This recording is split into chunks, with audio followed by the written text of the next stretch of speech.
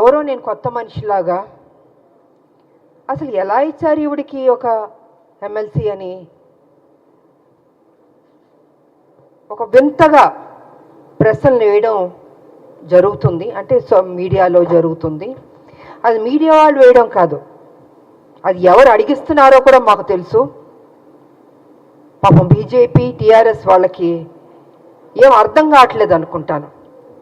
ఒక మహిళగా మీ రెండు పార్టీలకు నేను సేవలు అందించాను. మీరు సరైన నిర్ణయం తీసుకోకపోబట్టి మీ పార్టీని విడిచి నేను బయటికి వెళ్ళాను. ప్రజల్ని ఏ రకంగా మోసం చేయాలో ఆ రకంగా మీరు మోసం చేస్తున్నారు. సో ఈ రకంగా నేను బయటకు వచ్చి మనిషి నేను కష్టపడి ఒక మహిళగా కొట్లాడి నిజాయితీగా ఉంటే ఇవాళ ఒక ఎమ్మెల్సీ నాకు ఇచ్చినందుకు ఎందుకో మీకు అంత బాధ నాకు అర్థం కావట్లేదు. అంటే రేపు రాబోయే రోజుల్లో హౌస్లో మీ బండారాలని బయట పెడతానని భయం వేస్తుందా? హార్ట్ అటాక్లు వస్తాయా మీకు నేను అడుగుతున్నాను. కేసీఆర్ గారు మీ పార్టీలో నా పార్టీని విలీనం చేయించుకున్నారు, తల్లి తెలంగాణ పార్టీని. మీరు నా అమ్మట పడ్డారు కానీ నా పార్టీని విలీనం చేయమని నేను మీ పార్టీలోకి వస్తానని నేను అనలేదు. ఈ రకంగా మీరు నా విలీనం చేయించుకొని నా చేత పని చేయించి ఉద్యమాలు అన్నీ చేశాను, కష్టపడ్డాను. కానీ మీరేం చేశారండి? ఒక మహిళని ఏ కాంగ్రెస్ తెలంగాణ ఇస్తామని చెప్పడం జరిగిందో అదే రోజు రాత్రి ఏ మాత్రం గ్యాప్ ఇవ్వకుండా, సమయం ఇవ్వకుండా, ఆ ఆనందాన్ని నేను తీసుకోనివ్వకుండా 12ంటికి సస్పెండ్ చేశాడు కేసీఆర్. వాస్తవాన్ని మాట్లాడుకుందామండి. ఎందుకు వాస్తవాలు కప్పిపుడుచుకుంటారు? విజయశాంతికి సంబంధమే లేదా? తెలంగాణ విజయశాంతి పోరాడలేదా? ఫర్ కైండ్ ఇన్ఫర్మేషన్ 1998 నా రాజకీయ జీవితం మొదలైంది బీజేపీ నుంచి. ఇది అందరికీ తెలిసిన సత్యం. ఒక ఓటు 2 రాష్ట్రాలు అనబట్టే నేను వెళ్ళాను. కానీ వాళ్ళు నిలబెట్టుకోలేదు. అందుకే బయటకు వచ్చి తల్లి తెలంగాణ పార్టీ నడిపించాను. నేను ఒక మహిళగా ఆల్మోస్ట్ 4.5 to 5 years నేను ఉద్యమాలు చేశాను. అప్పుడు కేసీఆర్ గారు ఎక్కడున్నారంటే ఆయన టీడీపీలో ఉన్నారు. ఆయన టీడీపీలో ఉండి ఆయనకి మంత్రి పదవి ఇవ్వలేదు కాబట్టి అప్పుడు బయటకు వచ్చి ఆయన ఉద్యమం ఎత్తుకున్నారు. అప్పటికే నేను ఉద్యమం అన్నది స్టార్ట్ చేశాను. ఇది తెలుసుకోవాలండి. కొంచెం వెనక్కి వెళ్ళి, బహుశా అందరికీ తెలుసు కానీ తెలియనట్టు నటిస్తుంటారు. అంటే ఒక బురద జల్లడం కేసీఆర్ ఒక్కడే కాదండి, ఆయన సొత్తు కాదు తెలంగాణ. 1200 మంది చనిపోయారు తెలంగాణలో. ఎంతోమంది త్యాగం చేశారు, ఎంతోమంది కొట్లాడారు. దాంట్లో ఒక ఆడబిడ్డగా నా వంతు నేను కృషి చేశాను. నేను అలాంటిది ఈరోజు ఒక ఎమ్మెల్సీ వచ్చినందుకు ఎలా వచ్చింది, ఎందుకు ఇచ్చారు, ఏం చేశారు, ఆవిడ ఎక్కడ ఏంటండి ప్రశ్నలు? తెలంగాణ పార్లమెంట్లో 2 ఎంపీలు వెళ్ళారు కదా, 2 వెళ్ళినప్పుడు కొట్లాడుతున్నప్పుడు కేసీఆర్ ఎందుకు ఎగ్జిట్ అయిపోయాడండి? చివరిదాకా ఉంది. ఆ రోజు మా ఎంపీలు, కాంగ్రెస్ ఎంపీలు అందరూ ఉన్నాం, పెప్పర్ స్ప్రేలు కొట్టారు. నార్త్ ఎంపీలు అందరూ చిత్తక బాదుతున్నారు మమ్మల్ని ఎంపీని. నేను మీరా కుమార్ గారిని ఇలా పట్టుకుని నిలబడ్డాను. నేను ఇంత చేస్తే ఇదండి మీరు మాకు చూపించే కృతజ్ఞత? ఇదా మీ కుట్రబుద్ధి? అంటే మీకు బడుగు బలహీన వర్గాలంటే నచ్చదు దొర, మీ దొర బుద్ధి అయితే చూపించుకుంటున్నారు. అందుకే నిన్ను దొర అంటున్నాను నేను. బడుగు బలహీన వర్గాలకి గౌరవం ఇవ్వడం నేర్చుకోండి. అదే బడుగు బలహీన వర్గాలు బీసీ కానీ, ఎస్సీ కానీ, ఎస్టీ కానీ, మైనార్టీ కానీ లేకపోతే మీరు ఈరోజు ఈ పొజిషన్లో ఎక్కడ ఎలాగుంటారు? మీరు గతంలో ముఖ్యమంత్రి ఎలా అయ్యారండి? మీ దొరలు ఒక్కళ్ళే వేస్తారా? ఇంతమంది ఓటు వేయబట్టి మీరు ముఖ్యమంత్రి అయ్యారు, ఇంతమంది త్యాగం చేయబట్టి మీరు ముఖ్యమంత్రి అయ్యారు. అది గుర్తుపెట్టుకోండి దొరగారు. నిన్న వేయడం కాదు రాములమ్మ మీద, మీలా పిరికి బంధం నేను మాత్రం కాదు. గచ్చున్న మహిళని, త్యాగం చేసిన మహిళని, నా ఆస్తులు అమ్మి పెట్టారు తెలంగాణకి.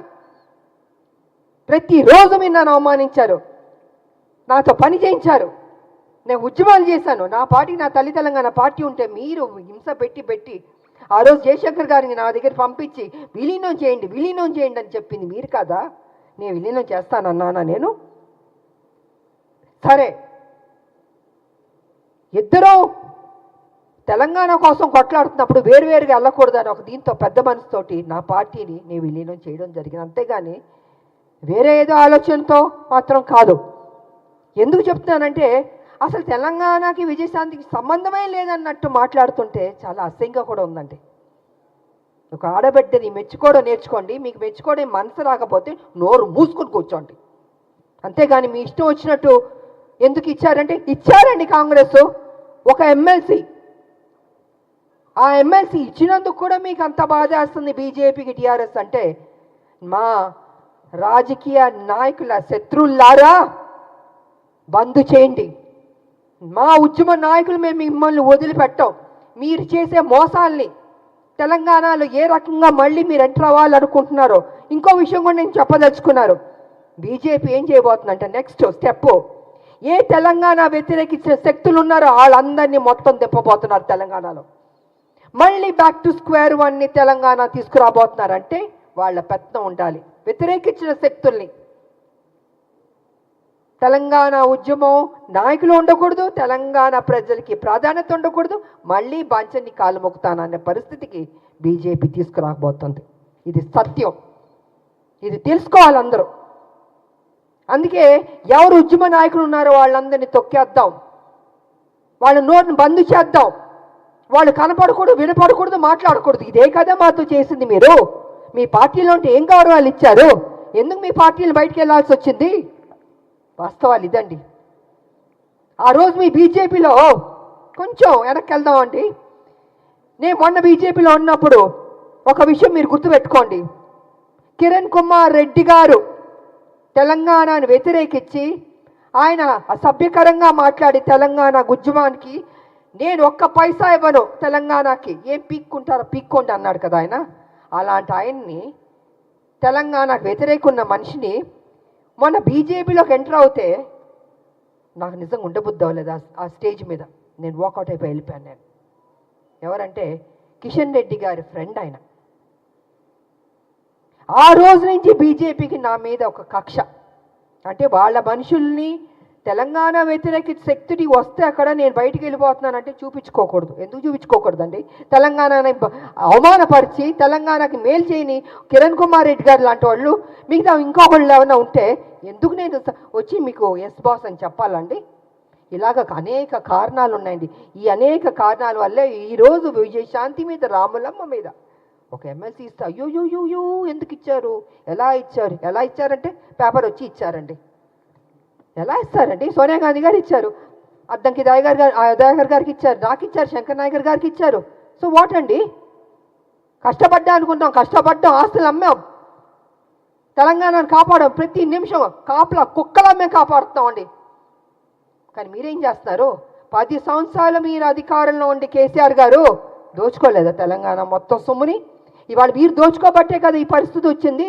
అది విడిచిపెట్టి కాంగ్రెస్ మీద నిందలేయడం, ఆయన చేసిన తప్పులు చెప్పడు, 7 లక్షల కోట్లు ఎలా తిన్నాడో అని ఖర్చు అయిందో చెప్పడు, ఎలా అప్పయింది చెప్పండి. నేను కూడా నా పార్టీ నేను అడుగుతున్నాను, సీరియస్గా తీసుకోవాలి సార్.